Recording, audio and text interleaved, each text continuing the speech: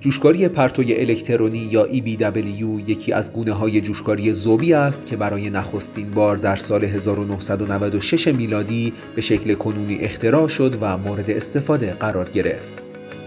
امروزه جوشکاری پرتوی الکترونی به منظور اتصال قطعات بسیار ظریف در صنایع الکترونیک و همچنین تجهیزات پزشکی و آزمایشگاهی کاربردهای گوناگونی پیدا کرده است.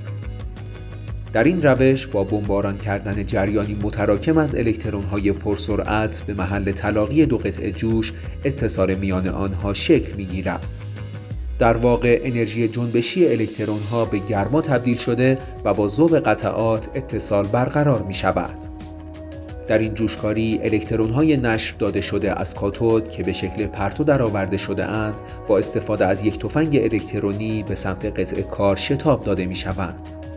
این شتاب دهی به الکترون‌ها توسط میدان الکتریکی ناشی از ولتاژ اعمال شده و به کمک الکترود با بار مثبت انجام می‌شود.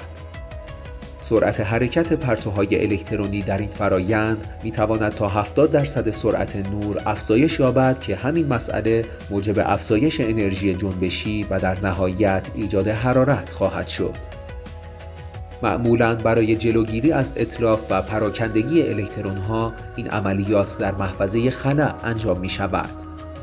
البته واضح است که جوشکاری در یک محفظه بسته محدودیت‌های زیادی را به دنبال دارد، ولی نقطه قوت بسیار مهم آن انجام فرایند در یک محیط تمیز و عاری از هر گونه آلودگی است که موجب می‌شود یک جوش با کیفیت و ایدئال ایجاد شود.